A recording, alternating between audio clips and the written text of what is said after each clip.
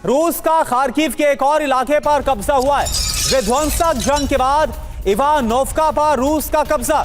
यूक्रेनी energy sector, logistic infrastructure पर हमले को अंजाम दिया गया। खार्किव की यह तस्वीर आपको दिखा रहे हैं। और वहीं रूस पर यूक्रेनी आर्टिलरी ब्रिगेड का हमला हुआ है। रूसी D-20 तोप पर यूक्रेनी ड्रोन स्ट्राइक हो गई। यूक्रेन के हमले में 2 D-20 तोप तबाह हो गए।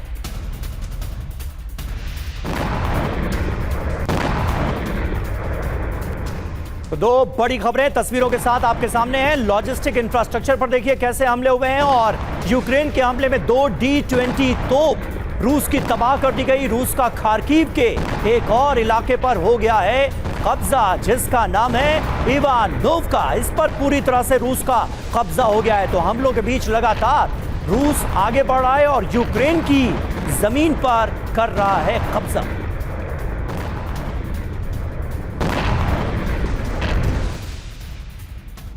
और रूस के खिलाफ नाटो की बड़ी जंगी तैयारी सामने आई है। रूस के दक्षिणी फ्लैंक में नाटो का एक्शन दिखा है।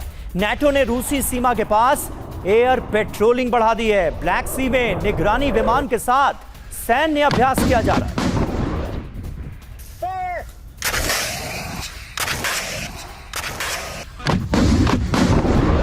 ये तस्वीरें आप देखिए किस तरह से ब्लैक सी में निगरानी विमान के साथ सैन्य अभ्यास किया जा रहा है। वॉर प्रैक्टिस किस तरह से चल रही है।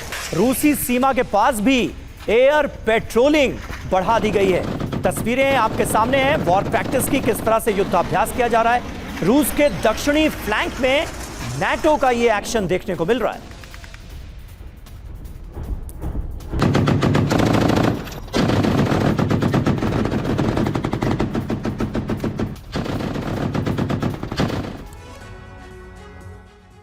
तो अब सवाल यह है, तस्वीरें हमने आपको दिखाई है ब्लैक सी के पास कैसे नाटो का ये जो बड़ा प्रहार है वो देखने को मिल रहा है। भले अभी ये युद्धाभ्यास के तौर पर है, तो क्या नाटो करेगा बड़ा प्रहार? क्या रूस के खिलाफ कुछ बड़ा सैन्य टकराव देखने को मिलेगा? बिग ब्रेकिंग क्या है? रूस के खिलाफ नाटो की बहुत बड़ी जंगी तैयारी है। ब्लैक सी में ब्रीज 2026 नौसैनिक ड्रिल, ये इसका नाम है, जिसको अंजाम दिया जा रहा है। खबर क्या है? नाटो ने रूस की दक्षिणी सीमा पर अपनी तैनाती बढ़ा दी है। ब्लैक सी में एयर पेट्रोलिंग और सर्विलांस मिशन को तेज किया गया है। नाटो का एक्शन, स्पेन एयरफोर्स की रोमानिया में तैनाती कर दी गई है। स्पेन ने 7 F-18M लड़ाकू विमान तैनात किए हैं। A400M टैंकर, 3 NH-90 हेलीकॉप्टर तैनात किए गए। RQ-4D ड्रोन और E-3A अवाक्स की भी निगरानी बढ़ा दी गई है। रूस का दावा क्या है?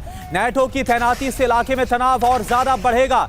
अब आगे क्या हो सकता है, सवाल यह भी है। ब्लैक सी में रूस और नाटो में जंग संभव है। एफएम ओपी तिवारी सर हमारे साथ है। ओपी तिवारी सर, एक बात बताइए, नाटो का युद्धाभ्यास और ये ताजा तैनाती, क्या किसी तरह की वार्निंग, क्या किसी तरह की पॉस्चरिंग है रूस के खिलाफ, या फिर वाकई में आने वाले वक्त में कोई बड़ा सैन्य टकराव हो सकता है नाटो वर्सेस रूस? ये हम देख रहे हैं, उस तरफ हालात बढ़ते हुए नजर आ रहे हैं।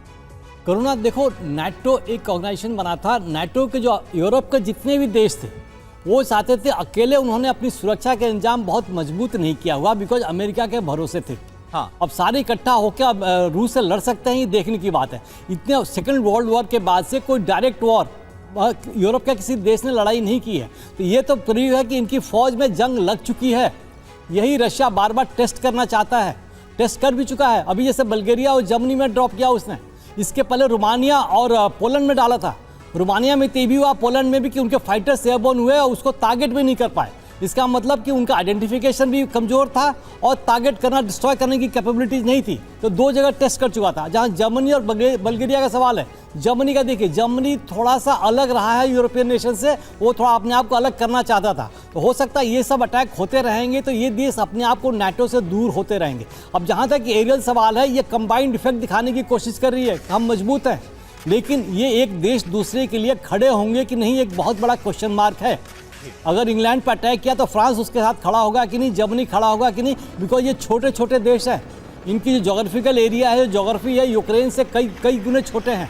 इनके पर अगर अटैक किया तो इनकी तबाही काफ़ी हो जाएगी। तो ये अब जिस तरीके से इन्होंने जिसे यूक्रेन में इस वॉर में एक बड़ा नया डायमेंशन ऐड किया था, जिससे विश्व को कभी किसी कल्पना नहीं थी कि ये ड्रोन फ्लाई करेंगे और ऐसा डैमेज करेंगे। बिकॉज ड्रोन को रोकना बहुत मुश्किल है, बनाना बहुत आसान है।